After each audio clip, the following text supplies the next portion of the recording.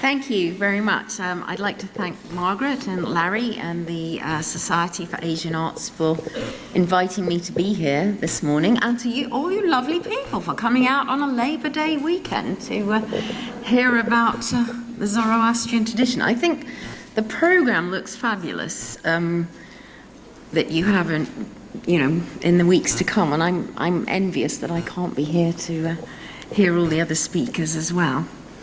So I'm guessing that one of the reasons that I'm the first to present on a specific religion is that the Zoroastrian religion is recognized as one of the oldest religious traditions on your list.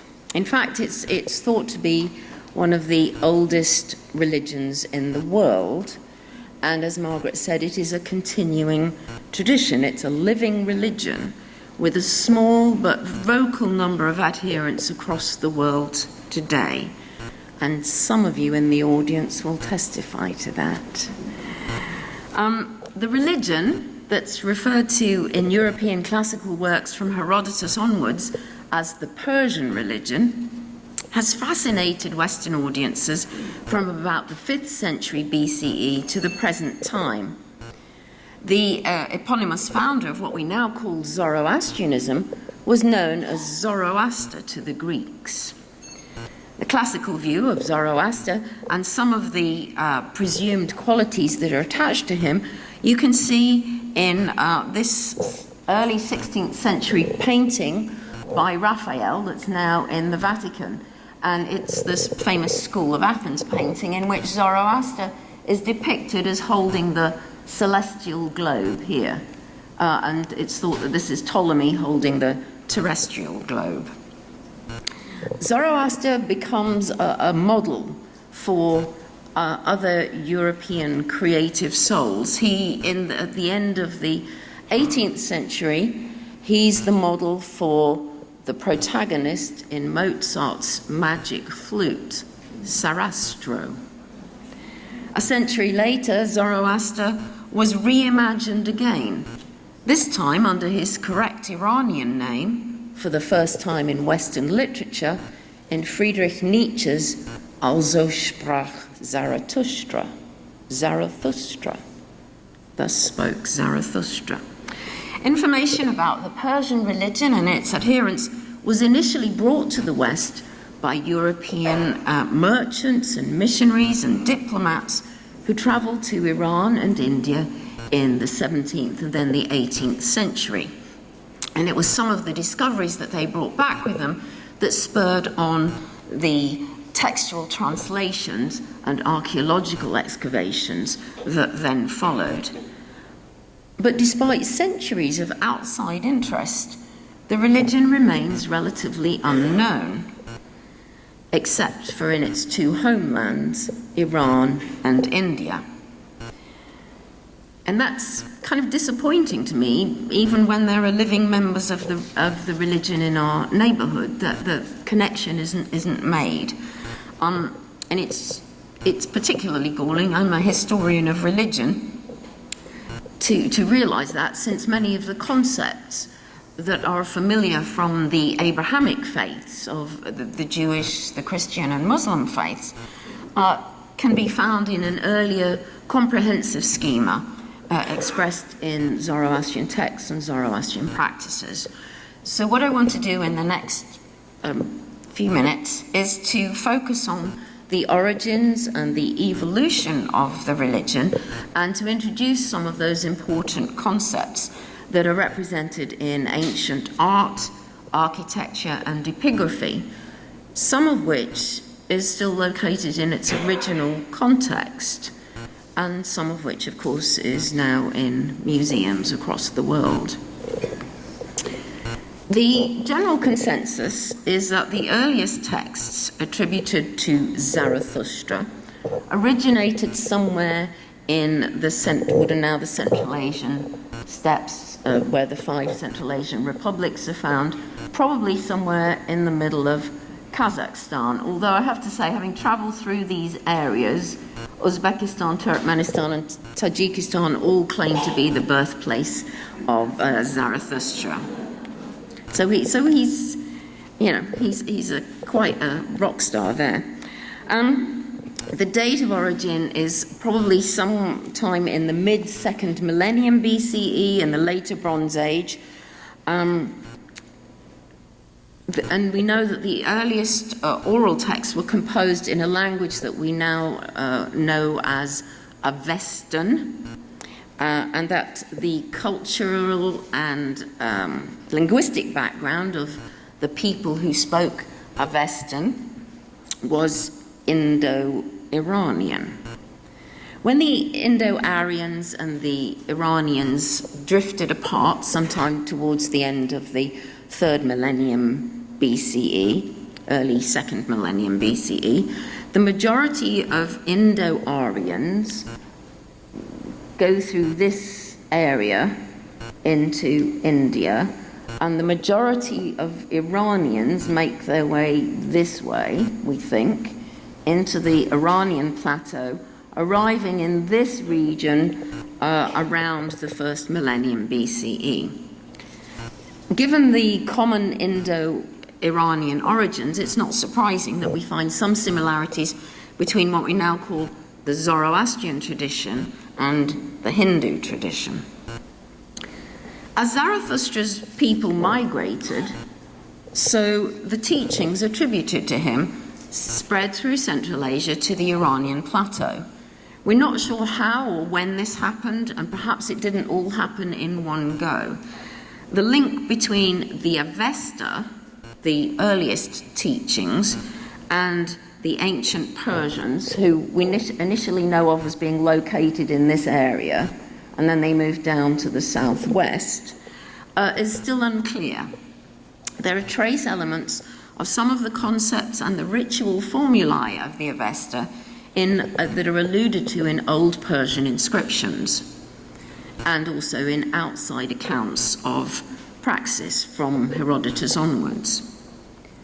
But until the late 6th century BCE, there's no archaeological or textual evidence that the Mazda-worshipping religion that is the focus of Avestan text had been established in Iran. But a form of the religion does seem to have become the basis for the 3 great Iranian empires, which span over 1,000 years, beginning with the ancient Persian or Achaemenid Empire that comes to the fore really around 550 BCE and then ends fairly abruptly with the arrival of Alexander of Macedon in 330 BCE, which is the death of the last Old Persian king, ancient Persian king. The Seleucids rule until around 250 BCE in the northwestern part of Iran and continue along the Mediterranean seaboard until about 140 BCE. In that northwestern section of Iran, they're succeeded by the Parthian Empire, an Iranian empire, but not a Persian empire. They're not from Pars province. And they continue for nearly 500 years, until they're succeeded by the Sasanians, who were Persians, and they their dynasty lasts until the arrival of the Arab Muslims in the region. Cyrus II, Cyrus the Great, is the first ancient Persian of whom we have substantial internal and external evidence. He ruled over Persia, not just Pars area, but a broader Iran, from about 558 or 9 to 530 BCE. With Cyrus, we have tangible evidence about the Persian religion in the form of monumental architecture and iconography. According to Herodotus, in about 550 BCE, Cyrus rebelled against the Median king Astyages. A few years later, he defeated King Croesus of Lydia, capturing the capital city Sardis and nearly the whole of Asia Minor. So he's expanding the empire westwards. Not long after that, Cyrus founded his capital city at Pasargadae, it's the first dynastic capital of the Persians, and it's in Fars province, not very far from Shiraz now. The site set out on a fertile plain surrounded by mountains. It contains examples of the first phase of royal Persian architecture. In 539 BCE, Cyrus conquered Babylon. That peaceful conquest is recorded on this cylinder. It's on display in the renovated ancient Iran gallery at the British Museum in London, and I think many of you will have seen it when it came to the Asian Art Museum a few years ago here. In the last part of the edict, Cyrus claims that he is a just and upright ruler. He sought the welfare of Babylon and the restoration of the religious sanctuaries to the gods of Babylon, the gods Bel and Nebo and Marduk, the chief of the Babylonian gods. We have a clue as to whether Cyrus was as good as his word in supporting the religion of the Babylonians and other subject peoples in the biblical book of Ezra, where Cyrus is recorded as encouraging the Jews to return to Jerusalem and to rebuild their temple. Well, so given his diplomatic support of other religions, what evidence do we have that Cyrus himself paid reverence to Ahura Mazda, the wise lord? There's no reference to Ahura Mazda in the Cyrus cylinder, but excavations at Pasargadae in the 1960s and early 70s, led by David Stronach, whom some of you will know, identified 2 white limestone plinths and 2 broken fire holders dating to the time of Cyrus. You see this one has the steps going up it on the right, and presumably there were steps going up this one at one time. Why do we know that? Well, we have imagery over later ancient Persian royal tombs, and it seems that the king would stand on one of the plinths and pay reverence to fire, a blazing fire in a fire holder on the other plinth. This is a close-up so that you can see that. The fire holders that were found elsewhere at Pasargadae had the same 3-tiered top and base. And one of them had a hollow bowl that was deep enough to keep a wooden fire burning for some time. So the fire holder and the fire became a standard element in Zoroastrian iconography. It appeared on personal seals in the ancient Persian period and eventually coins, such as this. Now, this belongs to the Sasanian period, so quite a bit later, but you can see it's got the same 3-fold top with the fire blazing in it. And today, fire is still the most important element within a Zoroastrian place of worship.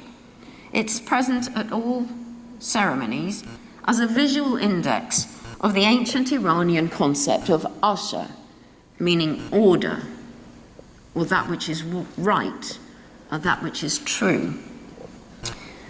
This is from inside the fire temple in Yazd in central Iran, and this is from the fire temple that's close to me in Westminster, California.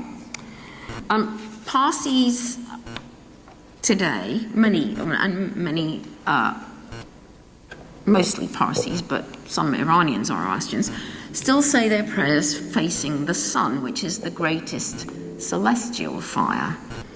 And this is a early 20th century depiction of Parsis praying towards the setting sun, which is in the west. So it depends where the sun is in the sky as to which way one faces.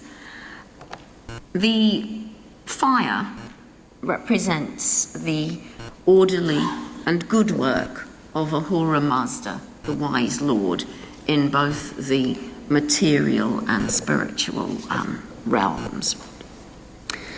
It's interesting that it was significant that these Parsis in Bombay in the early 20th century are facing the sun setting over the sea, because water is another element in Zoroastrian ritual that we find being important from early times.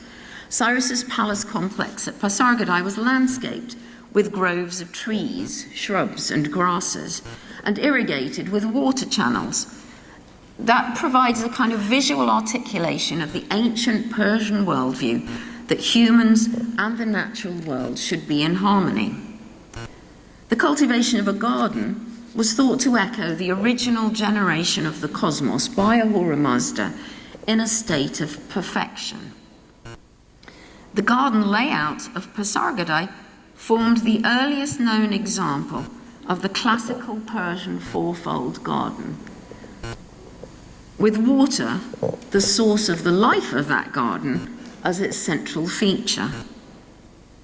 This became the metaphor for paradise.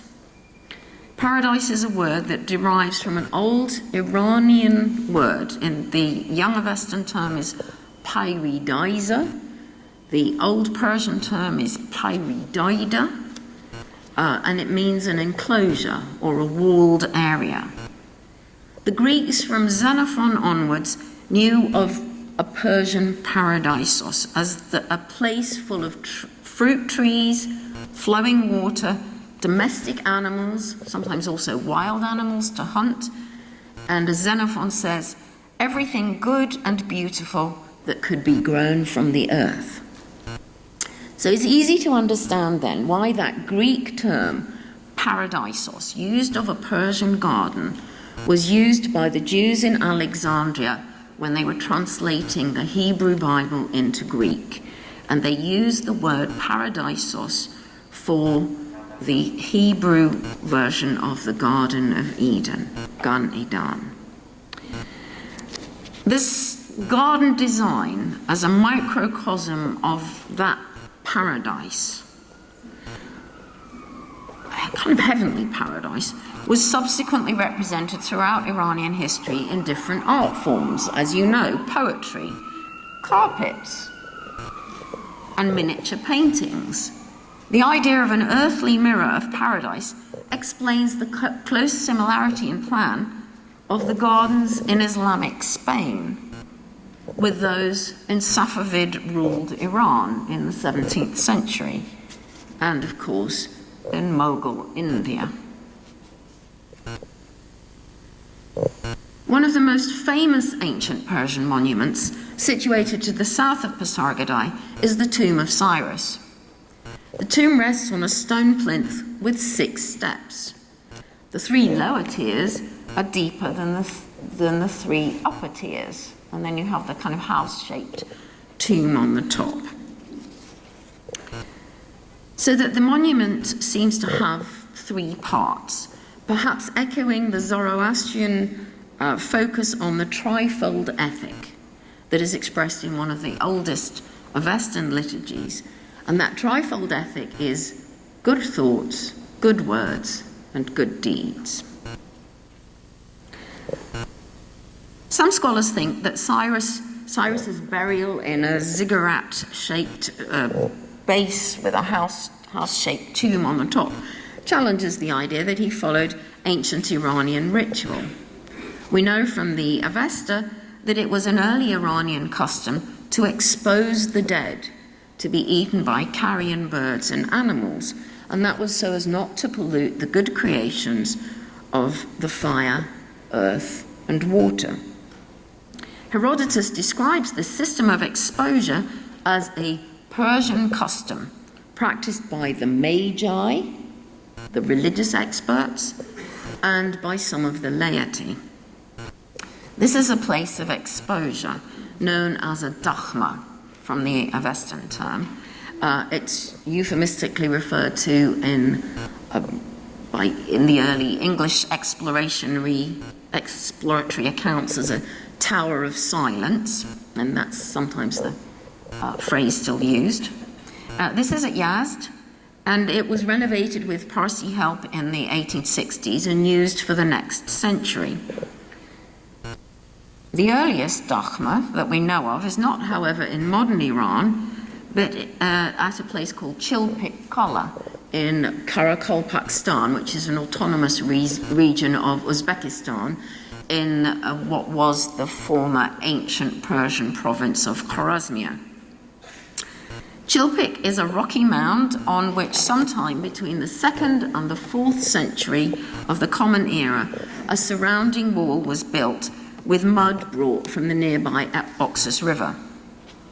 The mud was pressed into shape and left to compact and to dry.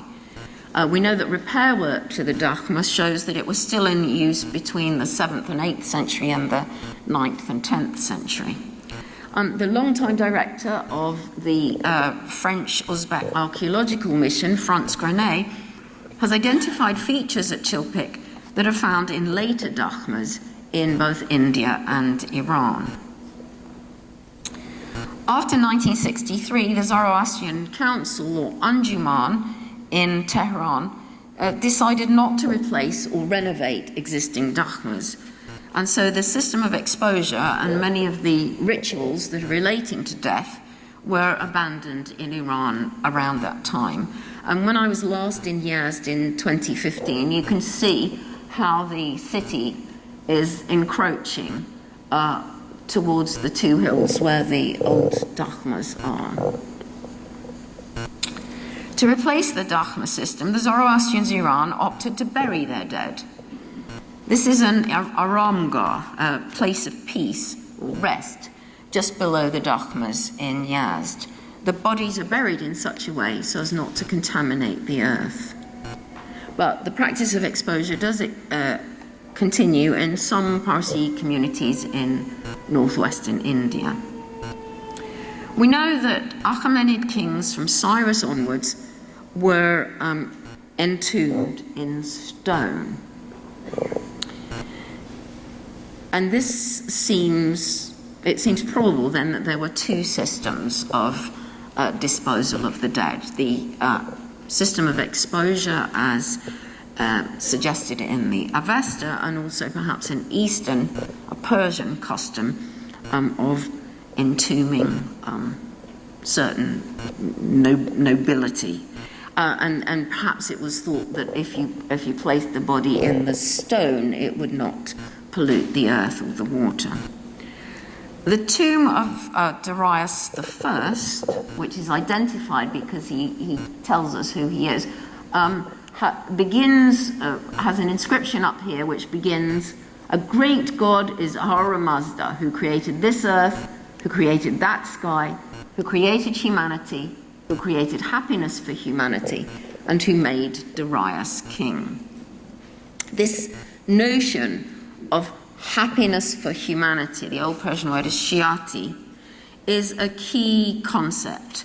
It's considered to be a result of the king's wise rule under the mandate of Ahura Mazda. So here with Darius, for the first time, we have reference to the king in a relationship with Ahura Mazda.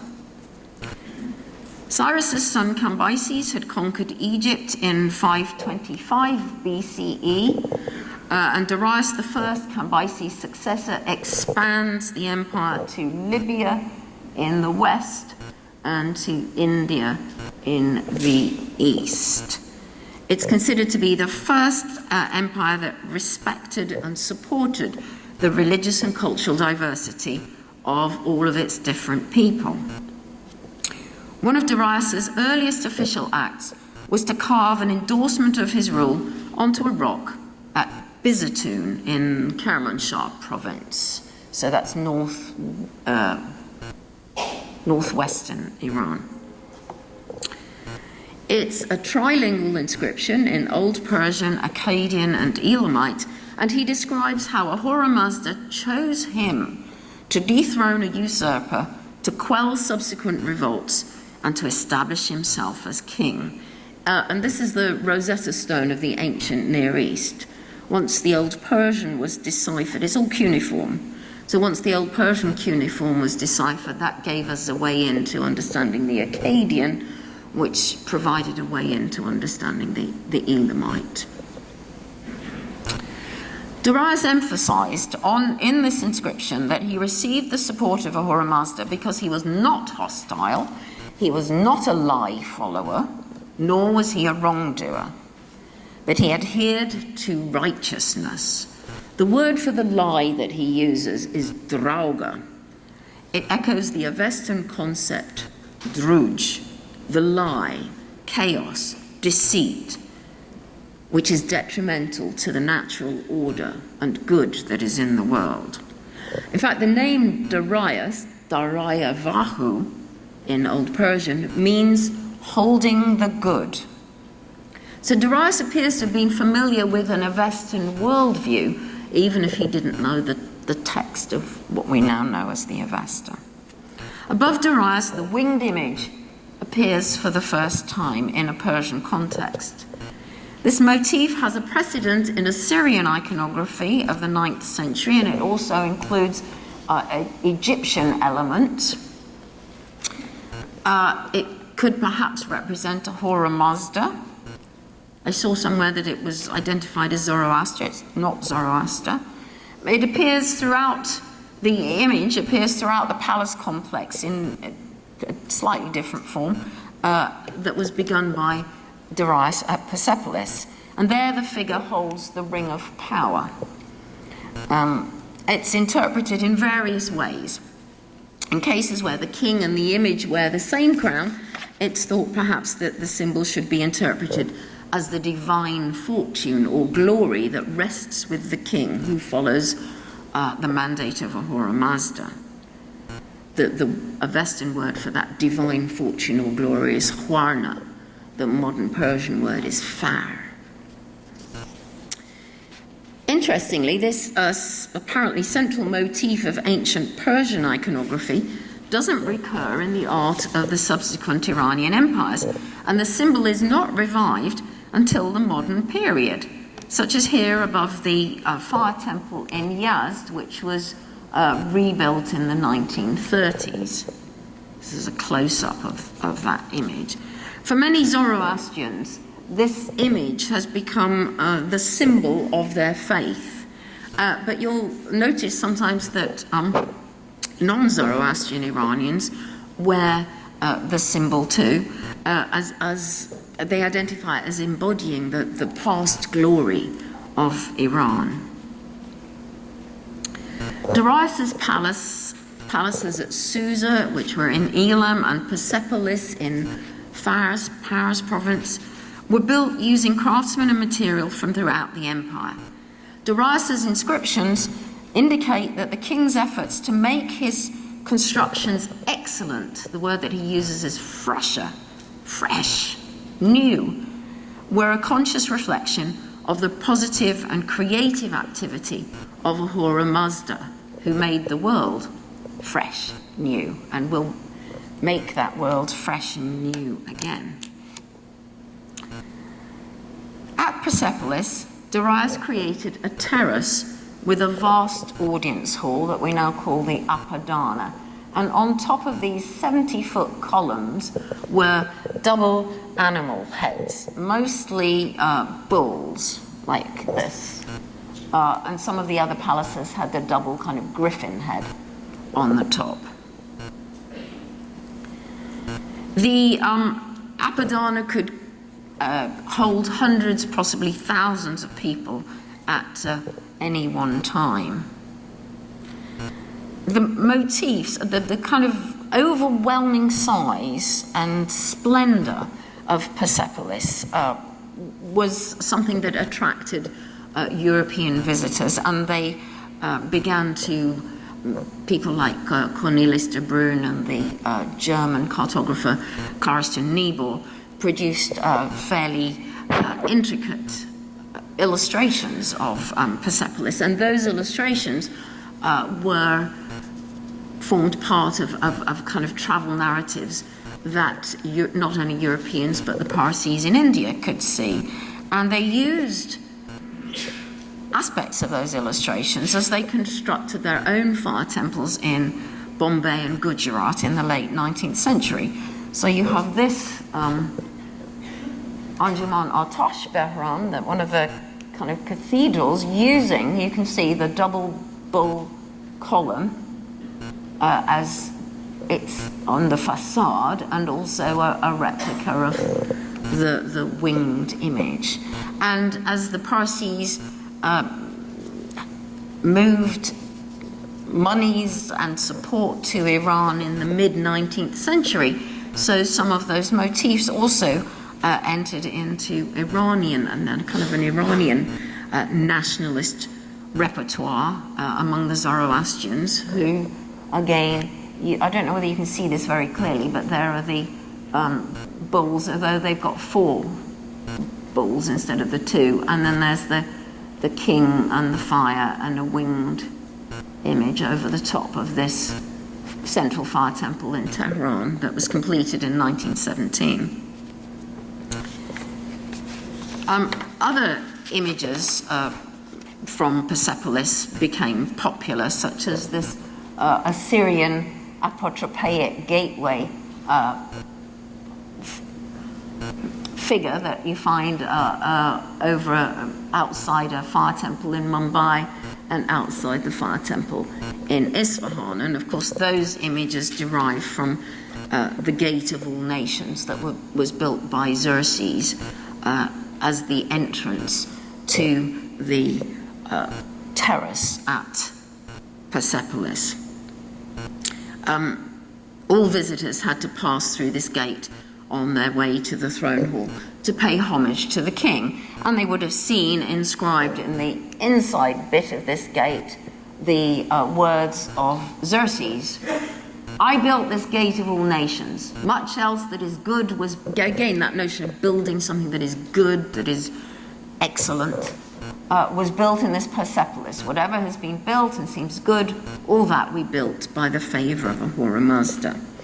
And each time I've gone through this gate, I think about the visitors from the provinces who would have had to walk through with their tribute for the king.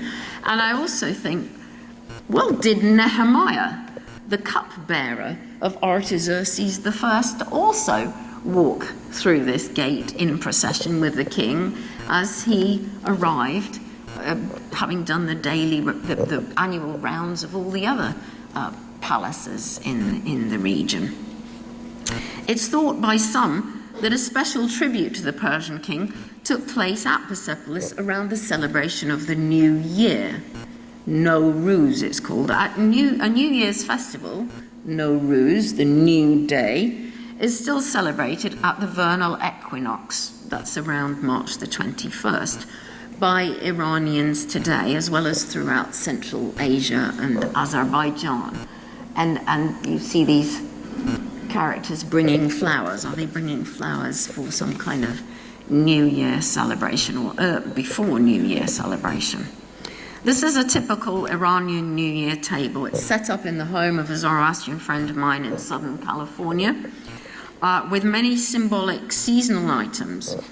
According to Middle Persian Zoroastrian books, at a Nowruz in the future, after evil has been banished from the world and the dead raised and judged, the whole creation will be restored to its original state of perfection.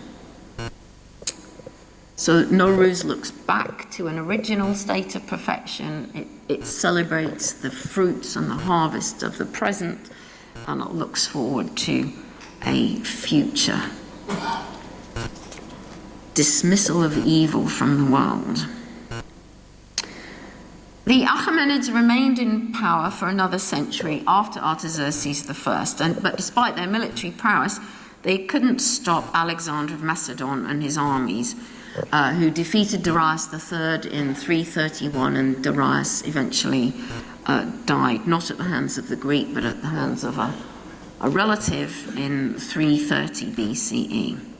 We've got no record of how the ancient Persians felt about the emergence of the Greeks as rulers, but we do have later Zoroastrian Middle Persian texts that remember Alexander not as the Great, but as Gizastag. Gojasta is the modern Persian term, the accursed, the extinguisher of fires, the burner of sacred writings, and the murderer of Zoroastrian priests. So we have to be careful in the language that we use of these it's always the language of the victor, isn't it? When Alexander died in 323 BCE, the empire was partitioned amongst his generals, and the area that included most of Western Asia was ruled by Seleucus I, and then the Seleucid dynasty until the mid-3rd century BCE. And it's in that mid-3rd century BCE, it's a kind of time of turmoil in this part of the world. We have a group of Iranians, we think, probably Scythians, coming into this area, moving into the ancient Persian province of Parthia, adopting the Parthian language, Parthian customs, and Parthian religion, and slowly moving their way westwards towards the Seleucid Empire and conquering Babylon on the way, around 141 BCE. So the Parthian, their eastern capital was at Nisa, up here, and their western capital was at the twin cities of Seleucia and Ctesiphon, on the eastern bank of the Tigris. On the Greek-style tetradrachms of Mithridates I and later Parthian kings that were minted at Seleucia Ctesiphon, the bearded king wears a Greek diadem, and he's described in Greek as Philhellenos, lover of things Greek.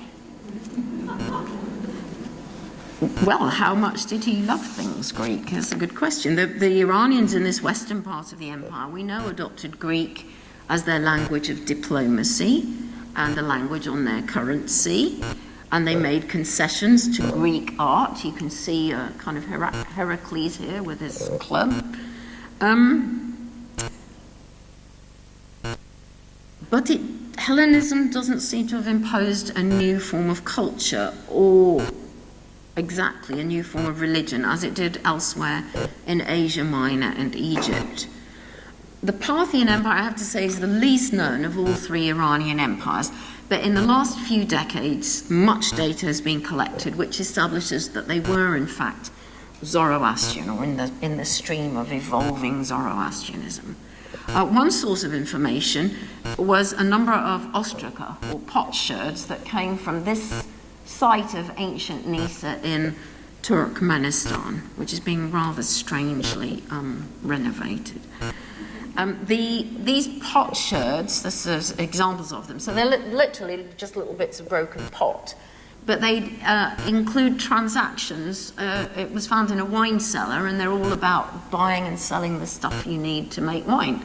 And they have the names and dates of the people and involved in these transactions.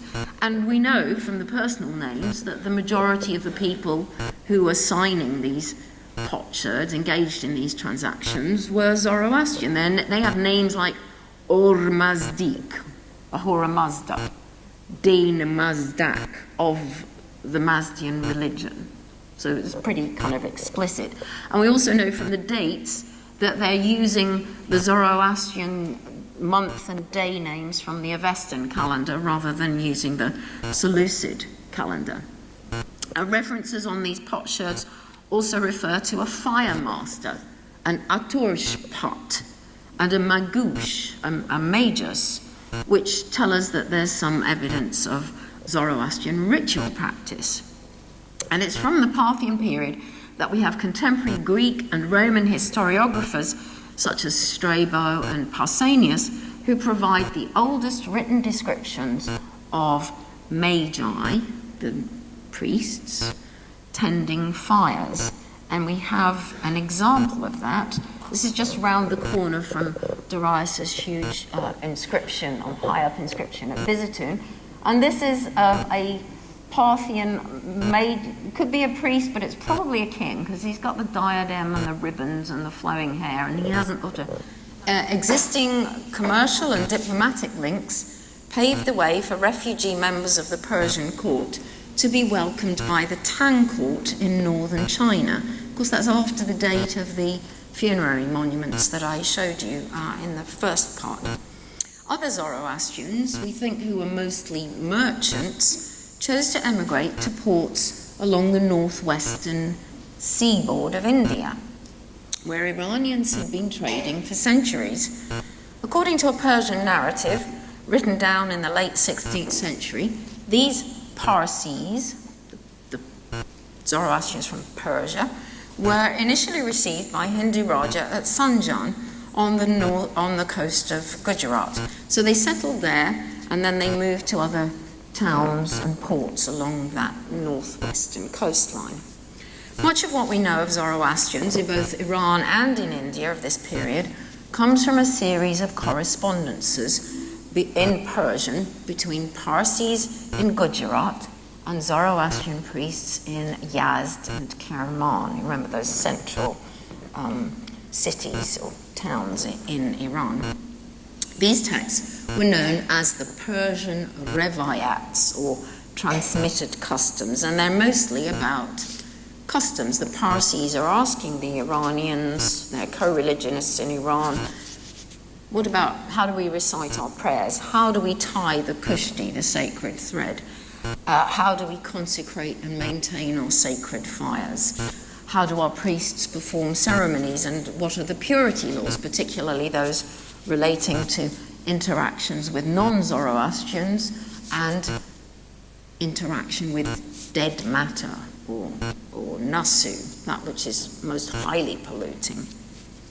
There's also quite a lot of information about marriage contracts and the education of children.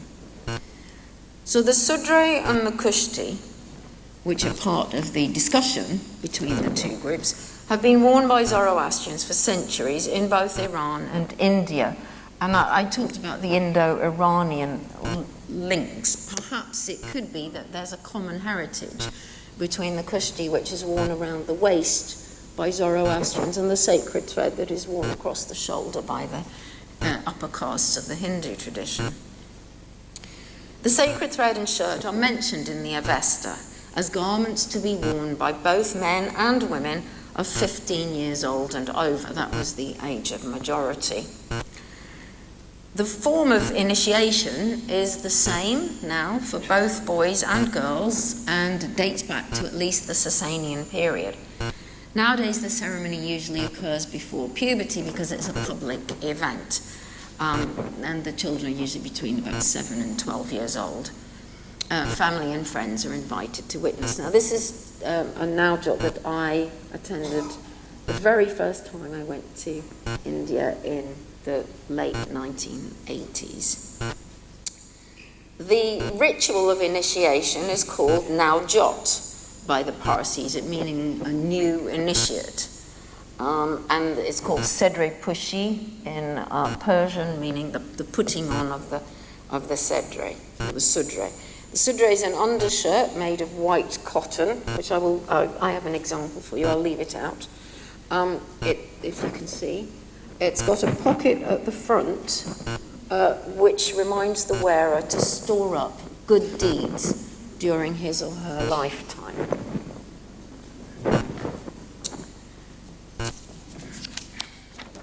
Facing the sun, the priest and the initiate recite the kushti prayers together, so that the child is not just encircled physically by the kushti, but is encircled by sacred word, by mantra.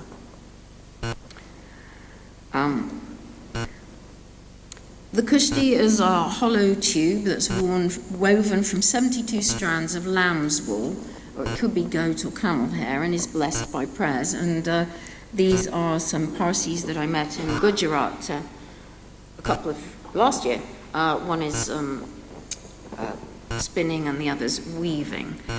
And these are Zoroastrian women in Yazd, also weaving the kushti. It's got 72 sections, 72 strands that represent the 72 sections of the liturgy known as the yasna, which is still recited on a daily basis in the most important fire temples in India.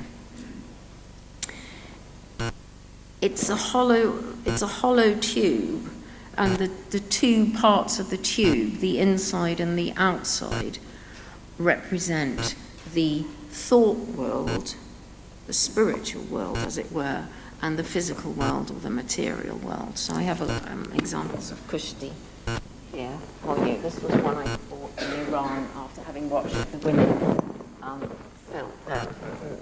make them. Kushti has to be untied and tied again with a recital of certain prayers several times a day, such as after getting out of bed in the morning, before and after a bath or shower, before meals, and before going to bed. Both the sudra and the kushti are replaced when they're worn out. As the ritual prayers are recited, the kushti is wound around the waist 3 times. There's a reef knot, the perfect knot in the front, that affirms the importance of performing good actions, and the reef knot in the back affirms that the wearer will champion the cause of asha, that which is orderly or that which is right. Parsis carried this practice and many others from Iran to India. When European traders began to arrive along the coast of Gujarat in the 16th century, they often made specific mention of the Parsis in their reports and some of their rituals. By 1613, the English East India Company had established a trading post, a factory, in the Gujarati port of Surat. Employees of the English East India Company and other European factories wrote of local Parsi involvement in agriculture and the textile trade, particularly their skill in weaving fine cotton and silk. The Gujarati Parsis were also recognized as fine carpenters and shipbuilders. In his report of 1641 to 43, the manager of the Dutch East India Company at Baruch, whose name was Heinsen de Jong, noted the prominent role of Parsis in the seaborne trade of the region. In the expanding mercantile ventures of the Dutch, the Portuguese, and English, the Parsis acted as agent brokers between the Europeans and the Mughal court. By the mid-18th century, the French were also on the scene in Surat. It was there between 1758 and 1761 that a French linguist named Anquetil du Perron, the brother of the French consul at Surat, spent time with Parsis. And he was one of the first to study the ancient Iranian languages of Avestan and Middle Persian with one of their dasturs. This resulted in Anquetil's French translation of Zoroastrian manuscripts. Although they're not very precise and not very accurate, they do comprise the first Indo-Iranian texts to appear in any European language. So this is before any texts were translated from Sanskrit. The publication in 1771 of his 3-part Zend-Avesta, work of Zoroaster, stimulated the study of the Persian religion and its prophet Zoroaster through original texts rather than classical works. Anquetil's publication was received with keen attention by contemporary intellectuals. Some were more positive than others. Some didn't believe, some thought that he'd been kind of fobbed off with some fraudulent texts. But one reader in London who was positive, who read the text in late 1771, or at least part of it, he was so impressed with the contents that he immediately recommended the work to a friend back home. This endorsement of Anquetil's text came from none other than Benjamin Franklin, who in early January of 1772 wrote to Ezra Stiles, a fellow Freemason and congregational minister in Newport, Rhode Island, "I have cast my eye over the religious part," I don't know how he spoke. "It seems to contain a nice morality, mixed with abundance of prayers, ceremonies, and observations. There is no doubt of it being a genuine translation of the books at present deemed sacred as the writings of Zoroaster by his followers." So the 3 volumes were sent to Ezra Stiles. They arrived in Newport, Rhode Island in April 1772. These are the first translations of any ancient Iranian text or Indo-Iranian text to arrive on the shores of America. In the 1830s, Ralph Waldo Emerson borrowed an original copy of Anquetil's Zender Vesta, a 1771 edition, from the Boston Athenaeum. He also borrowed a paper that Anquetil du Perron had presented to the French Academy about the Zoroastrian religion. Emerson declared that he was impressed by the good sentences of what he knew of the Zoroastrian texts. In 1771, Ezra Stiles had become the president of Yale College, which of course is now Yale University, in New Haven, Connecticut. Many of the sons of New England mercantile families attended Yale or Harvard College in Boston, or received private tuition from alumni of these prestigious institutions. Some of these young men were the first Americans to meet Parsi Zoroastrians in person in Bombay, and to forge congenial business relations with them. Most discussions about Parsi Zoroastrian religion and customs in this period rely on accounts from British residents of Bombay. But I want to put a different slant on that by looking at some of the accounts provided by early Americans. One individual who had first-hand contact with Parsis in Bombay was Elias Haskett Darby Jr.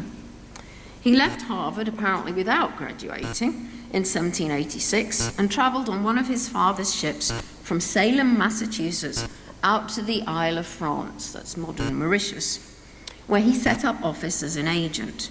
From there in 1788, Haskett sailed on the ship Peggy, accompanied by another brig, the Sultana, to Bombay. These were some of the first American vessels to arrive in the Indian port. In Bombay, the two ships loaded with cotton, which had been supplied by a local Parsi. And this is Elias Haskett Darby's letter to his father, Elias Haskett Darby Sr., in September 1788. My broker's name is Nasaranji Monakji. He is said to be worth £200,000 sterling. This is 1788. The business relationship that Elias Haskett Darby Jr. set up with his broker, Nasawanji Monakji, set the trend for other Yankee merchants to work directly through Parsi brokers, whose fees were competitive with those of English merchants. Nasawanji, or Nusawanji, who had been commissioned by he was the grandson of a carpenter from Surat named Lauji Nusawanji, who had been commissioned by the English East India Company to build ships in Bombay in the 1730s. Lauji's descendants held the post of master shipbuilder in Bombay for nearly 150 years. And the epithet that is associated with shipbuilder, the title shipbuilder, that is Wadia or Vadia. So that became the surname of the family. The Wadia family still exists in Mumbai today. Elias Haskett's father, Elias Haskett Darby Sr., trained several captains who sailed to India on his ships, and who also went on to form their own companies engaged in East Indies trade. One of these captains was Ichabod Nichols, who we know from surviving letters also used Nusawanji Monekji as his broker. Towards the end of 1799, Ichabod's son, George, who was another Harvard-educated young man, was put in charge of the cargo on his father's ship, the Active, that was bound for Bombay. Ichabod sent George with a letter to Nusawanji Monekji requesting various commodities. And this is Nusawanji's reply, dated April the 22nd, 1800, that George brought back with him. Nusawanji states that he supplied the items required, including a sizable return cargo of cotton, and he signed the letter, which was obviously written by a scribe, but he signed it himself in quite respectable English cursive penmanship. In his late life autobiography, George Nichols wrote that he considered his agent Nasavanji Monakji to be a fine man, and that in his business transactions with Parsis, he had found them to be some of the most intelligent people he had ever known, and very honourable in their dealings. By the time the Active returned to Salem in late 1800, an East India Marine Society had been formally established there. Members of the society had to have navigated from the port of Salem to the seas beyond the Cape of Good Hope or Cape Horn, either as masters or commanders of a ship or as officers in charge of the cargo, who were known as supercargoes. These mariners were to keep journals of their voyages, detailing not only the navigational aspects of the voyage, but also the peoples and the cultures that they met along the way, including collecting curiosities such as the writings and items of dress belonging to those peoples. One of the earliest artifacts donated to the society was this oil portrait of Nusawanji Manekji. This is what kick-started everything for me. It was given by the master of a ship that had regularly sailed between Salem and Bombay. In the portrait, Nusawanji's learning and business acumen are illustrated by the inkstand and the quill pen and the piece of paper there on the desk and the paper that he's holding in his left hand. He's wearing formal Parsi clothing of the time, a stiff dark blue turban, a white cotton long robe and pants with a wide folded belt. This is known as the Jama Pichori. And he's got a cashmere, kind of salmon-y coloured cashmere scarf draped over his shoulders. And pointy-toed shoes. They're significant. The captain who donated the portrait, Captain John Dalling, also conveyed a personal gift from Nusawanji to the East India Marine Society in Salem. This letter from Ichabod Nichols of September the 17th, 1805, congratulates Dalling on his safe return home and notes that he has that morning received a letter from our good friend Nasaranji Monakji of Bombay, stating that he has sent, via Dalling, a Persian dress for the East India Marine Society and a pair of shawls for myself and my son. Nusawanji's eagerness to raise his profile with the American counterparts and to participate in their Marine Society enterprise had prompted him to ship a set of clothes like those he wears in his portrait. To model Nusawanji's outfit, the Society's board had a life-size figure made in his likeness by a local woodcarver. And it took me a long time to track this down. In his storage box, Nusawanji wears the full-length Jama Pichori similar to that in his portrait. Such items as this Persian dress were displayed in the annual street parade in Salem of all the new curiosities that the East India Marine Society members had brought back with them. These processions were aimed at informing the townsfolk of the customs, manners, and arts of the inhabitants of distant regions. Mariners who took part often modelled clothing purchased from or gifted by their trading contacts in these distant ports. The artifacts were then put into the East India Marine Society collection, which was open to the public, and this was a purpose-built hall constructed in 1825. A frequent visitor to this museum in the 1830s wrote about her experience of seeing the image of Nusawanji among other Indian and Chinese merchants in the entrance hall. The young girl, Caroline Howard King, described these figures as a solemn group. Three of them were life-size likenesses of East India merchants in their own dress. I never heard their exact history, but I learnt to know their faces well. Each had his own pleasant individuality and must be greeted whenever I went to the museum. A lifelike representation of a Bombay Parsi in Salem long before any real live representation of the religion had set foot in the US. One Harvard-educated young man from Salem who arrived in Bombay as a supercargo on his brother's ship, the Tartar, in April 1818, wrote a detailed account of his encounters with Parsi Zoroastrians in this journal. As soon as the Tartar docked at the Custom House Pier in Bombay, he went to meet his brokers, who happened to be Nusawanji Manekji's sons, Jahangirji and Nauroji, and From then on, he met with a slew of different Parsis who told him about their customs, their religious beliefs and practices. And one of them was called Shapoorji Sorabji. William was particularly interested, of course, in Parsi rituals relating to death and rites of passage, but he also wanted to, again, a Harvard-educated young man, he was a lawyer by training. He wanted to home in on what the Parsis thought were important to say about themselves.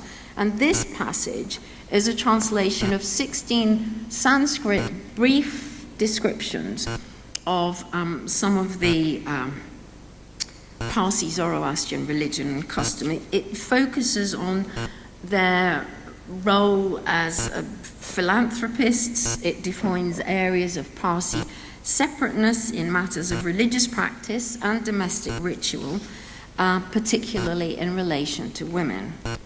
The last paragraph purportedly states the Hindu rulers' positive reception of the Parsis when they had first arrived in Sanjan all those centuries earlier.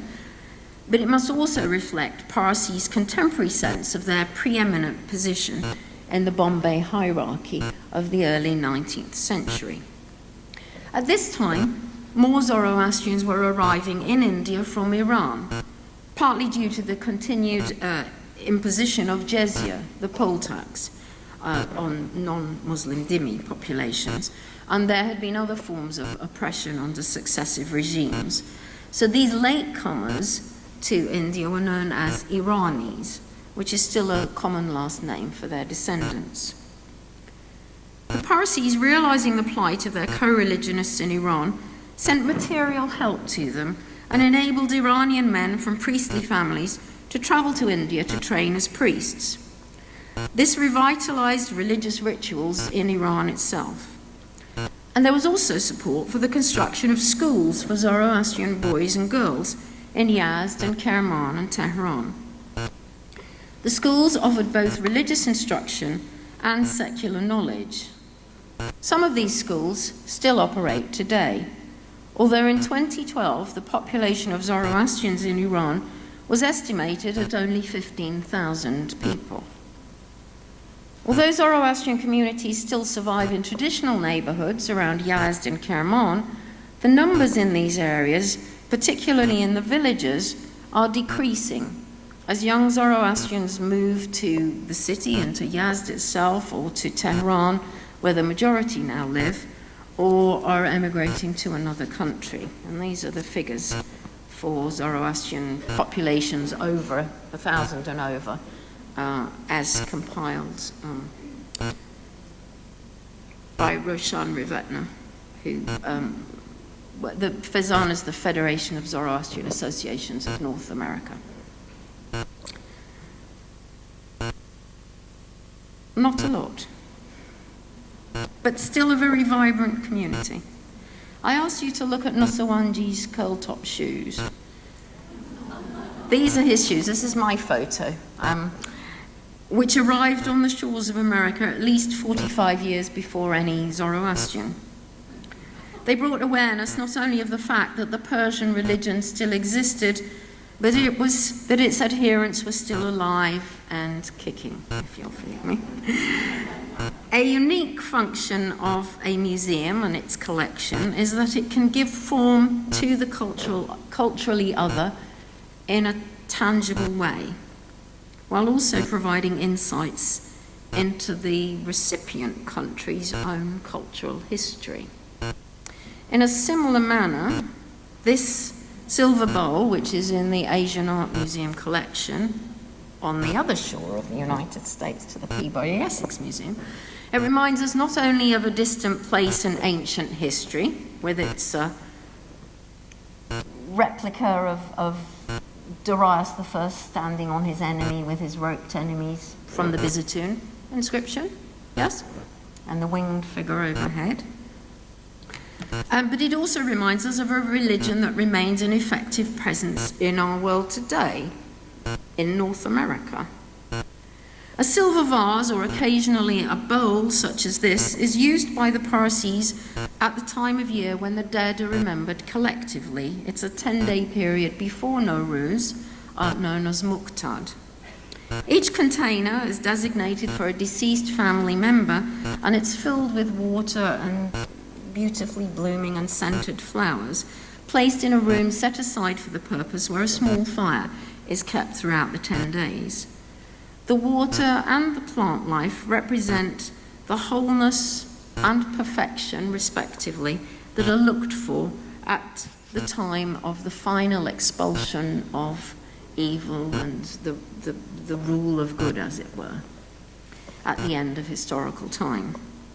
This bowl is now the only one of its kind. Its twin in the Alpaiwala Museum in Mumbai was stolen a few years ago.